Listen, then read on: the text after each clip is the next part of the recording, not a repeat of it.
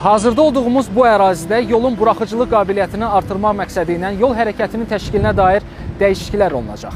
Mütəxəssislər tərəfindən Əbdüləzər Dəmirçizadə küçəsi və Xətai prospektinin kəsişməsində hərəkətin təşkilinə dair layihə hazırlanıb. Layihə Nəqliyyatı Əlaqələndirmə Şurasına təqdim olunub və baxılaraq təsdiqlənib. Layihə hazırlanarkən ətraf ərazidə mövcud vəziyyət təhlil olunub. Rəqəmsal əkiz üzərindən simulyasiyalar aparılıb. Təhlillər nəticəsində həmin yol kəsişməsində yüksək nəqliyyat intensivliyi səbəbindən mütəmadi olaraq tıxacların yaranması, piyada əlçatanlığının aşağı olması, kəsişmənin səmərəli olmaması müəyyən edilib. Bu hal zəncirvari təsir göstərərək paytaxtın bu əraziyə yaxın yollarında ciddi sıxlıq yaradır. Reallaşdırılan layihəyə əsasən Dəmirçizadə küçəsində mövcud hərəkət istiqaməti əksinə dəyişdiriləcək və Təbriz küçəsi istiqamətində birtərəfli hərəkət rejimi tətbiq olunacaq.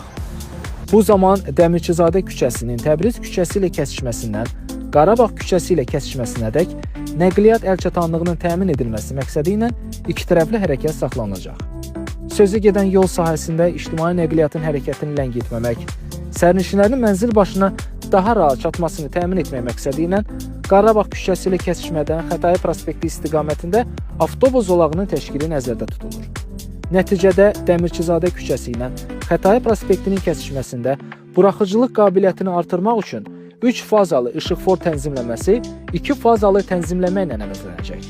Yəni öncə nəqliyyat vasitələri kəsişmədə 80 saniyə gözləməli olurdularsa, artıq bu vaxt 40 saniyəyə kimi enəcək. Ərazidə mövcud mikromobillik infrastrukturunun inkişaf etdirilməsi məqsədi ilə şəbəkə genişləndiriləcək, piyada əlçatanlığı artırılacaq.